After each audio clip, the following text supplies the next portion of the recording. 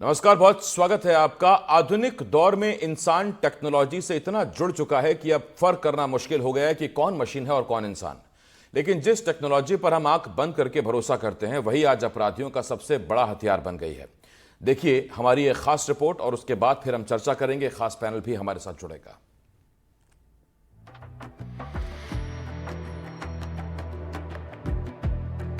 हर्षा रिछारिया आत्मिक शांति ढूंढने महाकुंभ गई थी।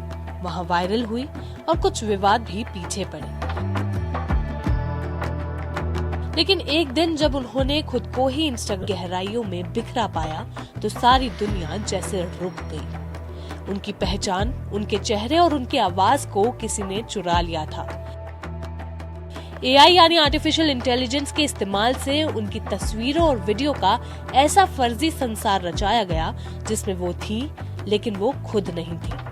अश्लील वीडियो, फर्जी आधार कार्ड, ऑनलाइन ठगी के झूठे दावे और उनके नाम पर लोगों से उनके संपर्क में आए और उनसे कहने लगे कि उन्होंने पैसा क्यों मांगा। मेरे नाम से महाकुंभ के दौरान भी फेक आईडीज फेसबुक, इंस्टाग्राम और यूट्यूब वीडियोस भी बना रहे हैं जो मैं नहीं करती हूँ, और पैसों की डिमांड, दुनिया भर की बहुत सारी चीजें मेरे नाम से जो लगभग 55 आईडी, इन सारे लोगों को इसकी सजा जवाब मिला, ये ठगी केरल से हुई है।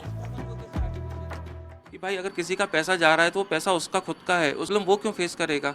उसके साथ तो ऑलरेडी ठगी हो चुकी है। तो उस ठगी जो साइबर क्राइम में जो हो रहा है उस चीज को 2024 में विधानसभा में एक सवाल के जवाब में सरकार ने 9, वहीं 2024 में 521 मामलों में 54 ज्यादा आंकड़े हैं। लेकिन पुलिस की शिकायत का रजिस्टर ऐसा खुलता है जैसे गर्मी में आम मीठे नहीं होते, बस सड़ते रहते हैं। रजिस्टर में शिकायतें हैं, पुलिस के पास नीयत नहीं।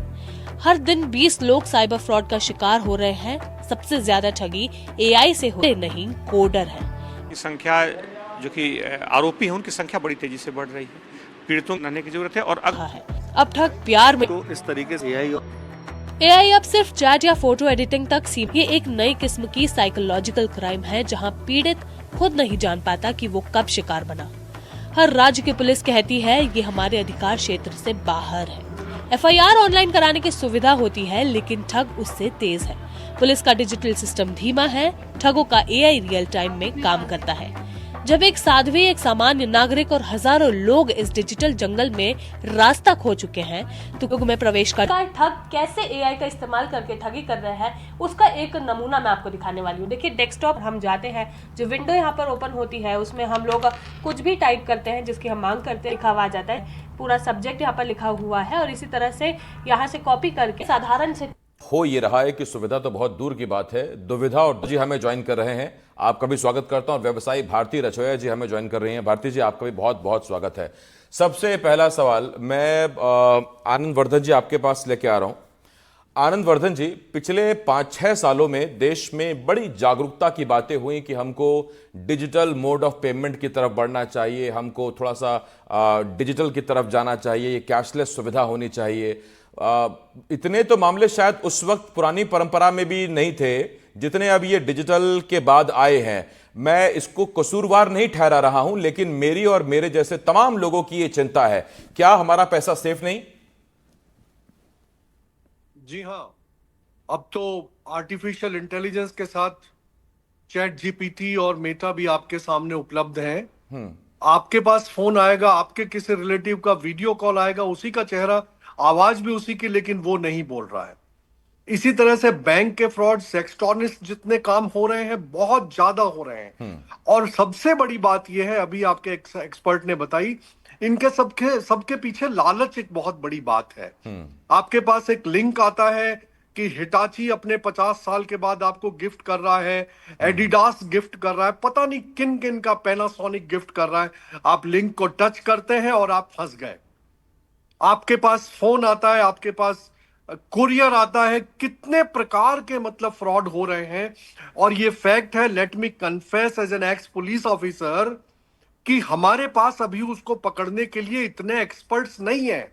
अब शुरू किया है लोगों ने, बॉम्बे, बैंगलोर, दिल्ली, कलकत्ता शुरू किया है। अब हमें भी जाकर के एक्सपर्ट्स लेने पड़ेंगे जो आईआईटी के हों, जो एथिकल हैकर्स हों, जो चेस कर सके, पकड़ सके। साइबर थाने में कोई चला जाए, एक मुझे याद है जयपुर में ही कोई बहुत सीनियर पुलिस अफसर थे जिनके साथ फ्रॉड हो गया था। वो 3 दिन चक्कर लगाते रहे, कभी पुलिस हेडक्वार्टर, कभी साइबर थाना, कभी कहीं, और अल्टीमेटली ये कहा गया कि सर ये तो पकड़ना बड़ा मुश्किल है। अब आप सोचिए कि साइबर एक्सपर्ट्स के लिए साइबर हेडक्वार्टर मध्य प्रदेश में बना दिया गया है, जहां एक्सपर्ट्स हैं। आप एज एन कॉरेस्पॉन्डेंट जाके जरा चेक करिए कि कितने लोग हैं जो उसमें ट्रेंड हैं। तो अभी जरूरत है हमें बहुत ज्यादा एक्सपर्ट्स की। इतना फास्ट क्राइम चल रहा है, इतना फास्ट क्राइम चल रहा है कि सर आप लोग समझ नहीं पाएंगे कि आपके साथ क्या हुआ है, कौन सी घटना घटी है। आप नहीं समझ पाएंगे, इतने प्रकार के। सर ये कोरियर आ गया है आपका, भाई मैंने तो बुक नहीं किया था, तो ठीक है सर मैं कैंसिल कर देता हूं और ओटीपी दे दीजिए। अब ऐसा हो रहा है कि बिना ओटीपी के ही सब हो रहा है, ओटीपी की जरूरत ही नहीं है। आपके फिंगरप्रिंट से आपका सारा डॉक्यूमेंट बनाया जा रहा है, एक्सपर्ट्स बैठे हैं। तो यार वही वाली बात है ना कि जब तक आपके पास उसके टेक्निकल काउंटर करने वाले लोग नहीं होंगे, कैसे पकड़ोगे आप। बैंक वाले इतने सेंसिटिव होने चाहिए कि एक इतनी से ज्यादा रकम अगर ट्रांसफर हो रही है तो स्टॉप करें, सिस्टम में डालें कि 5,000, 10,000, 20,000 से ज्यादा ट्रांसफर हो रहा है, नहीं करें। दूसरा, जो लोग इसमें परेशान हो रहे हैं उनके मोबाइल में उनके बैंक अकाउंट्स का डिटेल क्यों है। जिसको आप यूपीआई में काम लेते हैं, गूगल पे में, पेटीएम में, आपने दूसरे भीम पे में काम में लेते हैं, प्लीज उस अकाउंट में 5-7 हजार रुपए से ज्यादा मत रखिए। और आपको कोई मतलब डिजिटल अरेस्ट कर रहा है। यार कितनी बार लोगों ने समझाया है कि दुनिया में इस तरह की कोई चीज नहीं है, लेकिन आए दिन आप देखते हो। नहीं, वही एक मैं भी retired कई बार officer डिबेट arrest में हो गया। दर्शकों को कह चुका हूं, लोगों को कह चुका हूं कि जो काम अमेरिका में, स्विट्जरलैंड में, यूरोप नहीं हो ऐसी रहा, कोई चीज आप है ही कैसे नहीं एक्सपेक्ट दुनिया कर में सकते हैं कि digital भारत arrest। जैसे देश में भी, जहां हम पूरी तरह विकसित भी नहीं है, वहां हमारी कानून व्यवस्था, पुलिस इतनी आगे चली गई कि आपको ऑनलाइन पकड़ रही है, ऑनलाइन आपको सजा सुनाई दे रही है, ऑनलाइन आपसे रिश्वत मांगी जा रही है, और आप भी कह रहे हैं कि लौट रहा हूं आपके पास सर। सोहेल जैन जी इस वक्त हमारे लोग होंगे जिनको फेसबुक या व्हाट्सएप या इंस्टा या बाकी सोशल मीडिया के जरिए से मैसेज आते होंगे कि भाई थोड़ा परेशान हो, 2,000 रुपये डाल देना। लोगों ने डाल भी दिए। फिर हमने जागरूकता लाई कि भाई कम से कम कॉल तो कर लो, कम से कम ये क्लियर कर लो कि उसका अकाउंट हैक तो नहीं हुआ है। लेकिन अब तो आवाज भी, अगर आप कॉल करेंगे तो वो आवाज बना देगा, आप वीडियो कॉल करेंगे वो शक्ल दिखा देगा। अब क्या घर जाकर ही कंफर्म करें कि हाँ भैया तुमको 2,000 रुपये चाहिए तो मैं डालूं कि ना डालूं, या किसी एआई ने कॉल किया, कहां तक बचेंगे सर?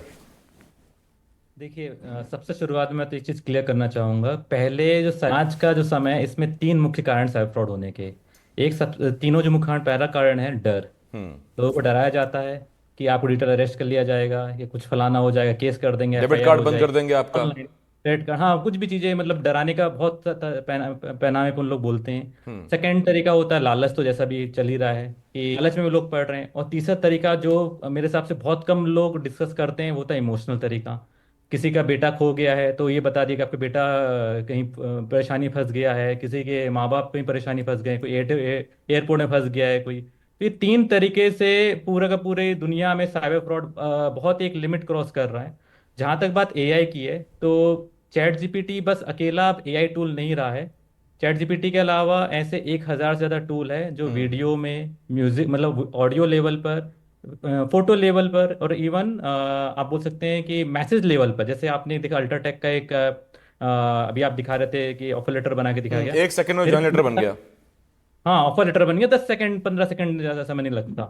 तो चाहे वो एक प्राइवेट कंपनी का ऑफर लेटर हो, ऐसा मेरा 15 साल के एक्सपीरियंस में मैंने एक दो नहीं, कम से कम 1,000 ज़्यादा ऐसे ऑफर लेटर के फ्रॉड केस पकड़े भी और देखे भी हैं। अब ये सब और बढ़ते ही जा रहा है, कम नहीं हो रहा है इसके लिए। लेकिन सिर्फ पुलिस अधिकारी जागरूक हो ये बस जरूरी नहीं है। पब्लिक को और हम सबको भी जागरूक होने बहुत जरूरी है। पुलिस लिमिटेड है, पुलिस अपना काम उतना ही कर पाए जितना वो कर सकती है उनको, लेकिन बिल्कुल बहुत हाई लेवल की ट्रेनिंग देना भी बहुत इंपॉर्टेंट है। जहां तक बात पकड़ें कैसे ये एआई फ्रॉड्स को, तो इसके लिए तो सबसे इंपॉर्टेंट तरीका है कि आप अगर हड़बड़ी में, जल्दबाजी में किसी चीज को लेंगे, हल्का सा अगर आप पेशेंस होल्ड नहीं करेंगे, तो आप बिल्कुल फंसेंगे। चाहे वो कितना समझदार, कितना भी अच्छा पढ़ा लिखा व्यक्ति क्यों ना हो, वो फंसेगा जरूर अगर वो हड़बड़ी में उस चीज को डिसीजन लेगा। तो जब भी कोई भी किसी का वीडियो कॉल आता है या आपके पास किसी का ओटीपी मांगने के लिए कॉल आता है, पहले दोबारा सोचे एक टैगलाइन रख लीजिए, दोबारा सोचिए उस चीज के बारे में, क्या ये सही है, क्या ये ओरिजिनल कॉल है, क्या ये ओरिजिनल ईमेल है, क्या ये ओरिजिनल ऑफर लेटर है। और हम सब जानते हैं कि कोई भी चीज अगर मान लीजिए कोई 100 रुपए की चीज मिल रही है और कोई 70 रुपए में दे रहा है, 50 रुपए में दे रहा है, तो कुछ तो उसमें गड़बड़ होगी। मतलब नहीं, वो थोड़ी लालच मोटी में चीजें तो खैर लोगों को ख्याल रखनी चाहिए, लेकिन मैं जो सवाल पूछना चाह रहा हूं उसमें यह है कि क्या बचने की गुंजाइशें हैं और हैं तो कितनी। जैसे वेबसाइट के बारे में जहां तक मुझे जानकारी है, कोई भी वेबसाइट जब मैं लॉगिन करता हूं तो वेबसाइट में मैं देख लेता हूं कि वेबसाइट के आगे HTTPS सेमीकोलन 2 होना बहुत जरूरी है, और अगर वो HTTP मात्र है तब भी नहीं करना है, HTT है तब भी नहीं करना है, या इस तरह का कुछ भी नहीं करना है। तो आपको वेबसाइट में HTTPS कम से कम आप उसको क्लैरिफाई कर लें। और दूसरा इस बात का भी ख्याल रख लें कि आगे कुछ भी आप जो वेबसाइट ढूंढ रहे हैं उसकी एग्जैक्ट स्पेलिंग हो। एक स्पेलिंग भी अगर यहां वहां उसने कर दी अल्फाबेट ने, तो वो एक प्रॉक्सी साइट हो सकती है, एक डुप्लीकेट साइट हो सकती है, जो आपको एक नई जगह ले जा सकती है, आपको फ्रॉड का शिकार बना सकती है। मोहित यादव जी मेरे साथ हैं। मोहित जी, मैं आपसे एक चीज ये पूछना चाहता हूं कि देखिए सर, बचने के 1000 तरीके हैं, ये है वो है, इसका ख्याल रखना उसका ख्याल रखना, तमाम चीजें हैं। अब मुझे कहीं से किसी सुविधा का लाभ लेना था, मैंने अपने डॉक्यूमेंट जमा कराए, वो चाहे स्कैंड हो, हार्ड कॉपी हो या सॉफ्ट कॉपी हो, और मुझे मालूम ही नहीं है। ऐसे कितने सारे केसेस सामने आए कि कोई ठेला लगाता है, मोमोज बेचता है, बाद में पता लगा दिल्ली में उसके नाम पे 8 करोड़ की कंपनी खड़ी है, उसको आईटी से नोटिस आ गया 6 करोड़ का, जिसकी उसकी जेब में 6,000 रुपए भी नहीं है अभी। बेचारा अगले दिन मोमोज छोड़ के फिर वो चक्कर लगाता फिर रहा है एसपी साहब के और बाकी के कि भैया इतना पैसा है नहीं मेरे पास। तो कहां तक बचे, कैसे करें, क्या करें? देखिए, सबसे इम्पोर्टेंट जो चीज है आसिफ जी, कि इसके अंदर जब भी हम कभी आईडी प्रूफ देते हैं या फिर कहीं पे भी किसी भी जगह पे जाके अपना आईडी प्रूफ सबमिट करा रहे हैं, नॉर्मली हम जो ये लालच वाला सिचुएशन, जैसे भी जितने भी पैनल डिस्कशन में हुआ है, दो ही चीजें फाइनल निकल कर आई है, एक है लालच, एक है डर। सो लालच की वजह से जो हम, या फिर कई बार जगह पे हम जो रोड साइड से अगर कभी कोई चीज जैसे सिम खरीद लिया या कोई भी ऑफर में कोई चीज आई, वहां से हमने अपने डॉक्यूमेंट दे दिए, तो इतना इजी तरीके से हम अपने अपने डॉक्यूमेंट्स दे देते हैं। तो वो हमें उन सब चीजों से बचना है, ताकि वो डॉक्यूमेंट्स का गलत इस्तेमाल काफी होता है। मतलब जैसे आपने अभी बताया कि वो डॉक्यूमेंट्स से अकाउंट्स खुल जाते हैं, कंपनियां खड़ी हो जाती है, उससे फिर मनी लॉन्ड्रिंग होता है, फिर ईडी के मल्टीपल केसेस उसके ऊपर आ जाते हैं। सो ये बहुत इजी है किसी भी स्कैमर के लिए कि अगर किसी का आईडी वगैरह मिल गया तो ये अकाउंट खोलना, कंपनियां बनाना, ये स्कैमर जो होते हैं ये इनका एक प्रॉपर एक गैंग होता है। और उस गैंग में बेसिकली अलग अलग पर्सन की अलग अलग चीजें होती है कि वो एक अकाउंट, एक सिम कार्ड लेकर आएगा, दूसरा अकाउंट खोलेगा, तीसरा उस पैसे को राउट करेगा क्रिप्टो करेंसी मार्केट के अंदर।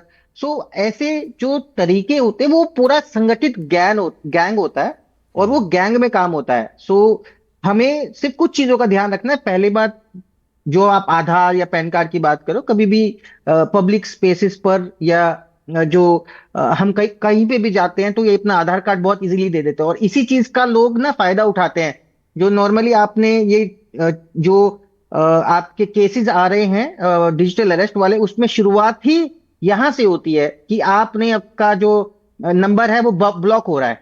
मैं आपको अपना एक केस बताता हूँ जिसमें बेसिकली मुझी को अरेस्ट करने की कोशिश की गई थी, साइबर अरेस्ट जिसको बोलते हैं, डिजिटल अरेस्ट करने की कोशिश की गई थी, जिसमें कॉल भी मुझे इसी तरह का आया था कि आपका नंबर ब्लॉक हो गया। तो हमने वो पूरा का पूरा रिकॉर्ड किया था। अब स्कैमर्स इतने हाईटेक हो गए कि उन्होंने फेक वेबसाइट बनाया, फेक वेबसाइट के ऊपर उन्होंने मुझे एक केस नंबर दिया, उन्होंने उसको सर्च करवाया, और सर्च कराने के बाद वहां पर निकल कर आया मेरा एक प्रॉपर ईडी का नोटिस निकल कर आया, और इनकम टैक्स डिपार्टमेंट का सीजर नोटिस निकल के आपकी सारी संपत्ति सब जब्त कर दी रही है। तो हाईटेक तरीके से वो पीछे ना लोग बैठे हुए जो हाथ की हाथ आपने जैसे ही आधार कार्ड दिया वो अपना लग जाते हैं और आपका एक नोटिस बना के दे देते हैं। तो हैकर्स आजकल बहुत मतलब स्कैमर जो होते हैं वो काफी इंटेलिजेंट हो गए हैं। वेबसाइट बनाने वाला एक अलग पर्सन होता है जो फेक वेबसाइट बनाता है, पैसे को राउट करने के लिए अलग लोग यूज होते हैं। सो थोड़ा सा सतर्क रहना है, थोड़ी सी अवेयरनेस बहुत इंपॉर्टेंट है, डेटा शेयर करने से बचे। मेहनत से पैसा कमाया जाता है, दिन रात आदमी मेहनत करता है। मैं लौट रहा हूं इस पर आपके पास। भारती रसोया जी व्यवसायी हैं और उनसे मैं जो सवाल पूछूंगा वो व्यापारियों, व्यवसायियों, छोटे व्यवसायियों के एंगल से है। भारती जी, एक समस्या जो दुकानदारों के साथ, व्यापारियों के साथ आ रही है, वो चाहे रिटेल के हों या होलसेलर हों, उनके साथ दिक्कत एक ये आ रही है कि आजकल ऐसी ऐप भी आ गई हैं कि अगर मैंने भारती जी से कुछ 611 रुपए का सामान खरीदा तो एक ऐसी ऐप भी है या ऐसे भी क्रिएट हो जाता है कि मैं आपको दिखाऊंगा कि देखिए मैडम ये 611 रुपए मैंने पे कर दिए। उसमें 611 भी लिखा होगा, उसमें उस कंपनी का यूपीआई का लोगो बना होगा, आपका नाम लिखा होगा, सब कुछ होगा, लेकिन आपके अकाउंट में 611 नहीं आएंगे। अब आपके पास दो ऑप्शन है, या तो आप पढ़ जाइए कि नहीं जब तक मेरे अकाउंट में नहीं आएंगे तब तक आप यहां से जा नहीं सकते, मेरी पेमेंट आ जाने दीजिए, या फिर आप क्या करेंगे, आप ग्राहक बनाए रखने के चक्कर में कि भैया कहीं पेमेंट फंस गई होगी, आ ही जाएगी, आप मुझे छोड़ देंगे। अब अगर मैं वहां खड़ा रहा और अगर मैं जेन्युइन कस्टमर भी हूं तो जाहिर बात है मेरा नाराज होना जरूरी है। ऐसे में ग्राहक खोने का भी डर रहता है क्या? दूसरा फ्रॉड का डर तो है ही। कुल मिला के जितनी दुकानदारी है उस पर असर पड़ रहा है क्या इन चीजों का?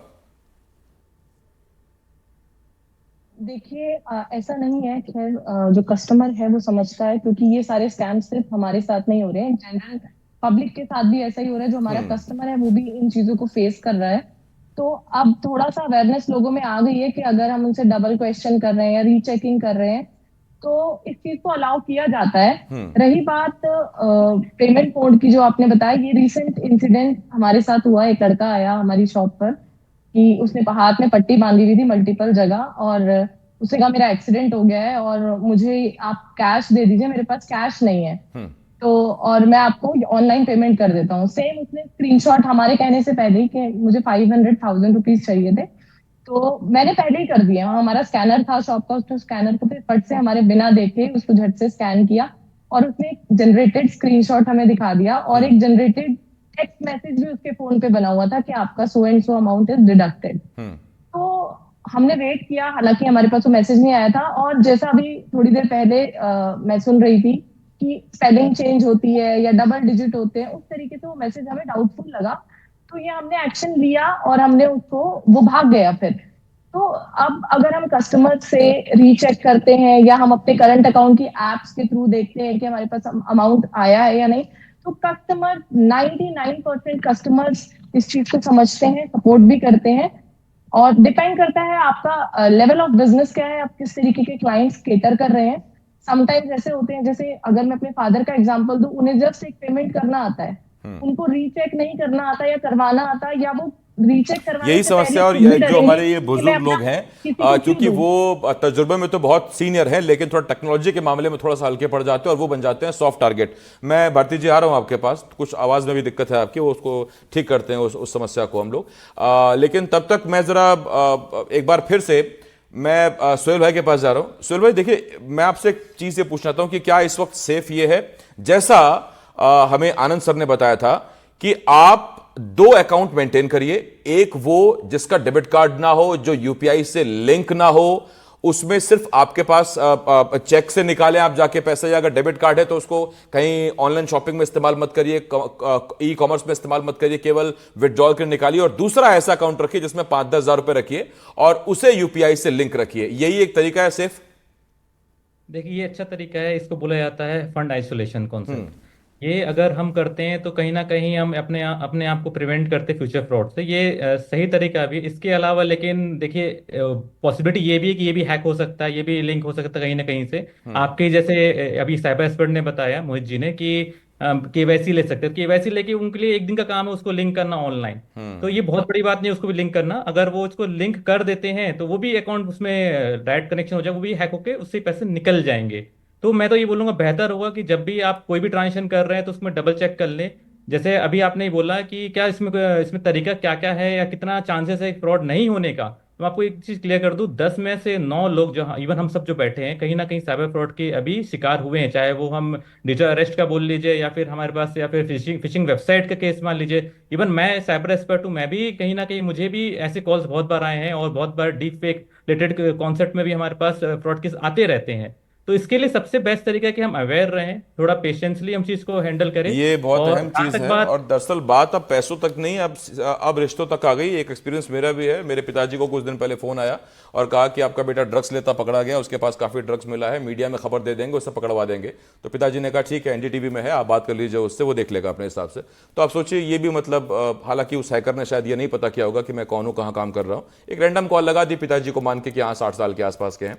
दूसरा, जब बात आई ये अवेयरनेस की जो आप बात कर रहे हैं, मैं जरा इसे एक नए एंगल से इस सवाल मैं आनंद सर से पूछ रहा हूं। आनंद सर, जो हमारे पार्टनर्स हैं, पार्टनर्स से मेरा मतलब जो भी हमारे पति पत्नियां हैं, जितने भी लड़के लड़कियां हैं, उन सबके बात ख्याल रखनी पड़ेगी।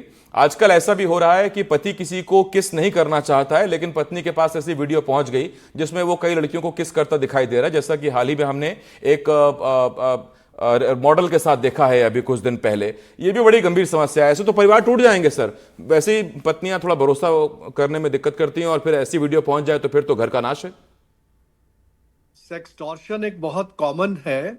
मैं जगह जगह जाकर के अभी साइबर क्राइम अवेयरनेस पे सेशन ले रहा हूं। अभी मैंने कानपुर यूनिवर्सिटी में लिया था। ज्यादा से ज्यादा लोगों को नॉलेज देना बहुत जरूरी है, अवेयर होना बहुत जरूरी है। आपके जो BSNL के टेलीफोन रिकॉर्डिंग और दूसरे इस पे आ रहे हैं कि आप सतर्क रहिए। आप सच बताइए, कितने % लोग सुनते हैं? नहीं सुनते, और अगर सुनते हैं तो समझते नहीं है। आज साइबर अवेयरनेस की केवल यहां नहीं, मैं पूरी दुनिया में घूमता हूं, इंग्लैंड में, फ्रांस में, जर्मनी में, अमेरिका में, सब जगह हो रहा है ये। Everywhere it is happening. It is happening on the Facebook, on Instagram, on x. अरे सर, वो दूसरे छोड़िए, वो हमारे जामताड़ा वालों से परेशान है। जामताड़ा एंड हमारा मेवात का क्षेत्र जो यूपी और राजस्थान के बॉर्डर पे है पूरा। अभी वहां के IG ने, राहुल प्रकाश ने बहुत बड़े एक्शन लिए, लेकिन I tell you, it is tip of the iceberg what is happening. It is happening all around. अब ये जामताड़ा तक सीमित नहीं रहा है, अब ये बेंगलोर में भी है, दिल्ली में भी है। ठीक है कि उसको लिंक आपको कराची में मिलता है, अफगानिस्तान में मिलता है, सीरिया में, हांगकांग में, चाइना में लिंक मिलता है, लेकिन हो यहीं से रहा है। नंबर वो कहीं का भी यूज कर रहा है। और आपको मैं सही बता रहा हूं, ये लोग एम्प्लॉय कर रहे हैं लोगों को, एक्सपर्ट्स को ले रहे हैं, IT एक्सपर्ट्स को ले रहे हैं उसको काउंटर करने के लिए। दूसरा मैं ये बताऊं, मान लीजिए कोर्ट में आपने चालान पेश कर दिया, इन्वेस्टिगेशन कंप्लीट कर लिया, कितने टाइम में हो रहा है? अब हम स्पेशल कोर्ट CBI का रखते हैं, वही बात है सर कि आप अगर पहुंच भी जाएंगे किसी ट्रेस करते हुए, तो उनका क्या है, उनकी दुकान एक लैपटॉप है, अपना लैपटॉप उठाएंगे, निकल जाएंगे 500 किलोमीटर दूर। अब आप बड़ी मुश्किल से तो उस इलाके में पहुंचे थे जहां से उनके सिग्नल या उनकी IP एड्रेस ढूंढते आप वहां पहुंचे थे। तब तक पता लगा 12,000 का पुराना लैपटॉप लिया, उसमें थोड़ा ग्राफिक कार्ड लगवा लिया, अच्छी रैम कर ली, फिर शुरू नई दुकान।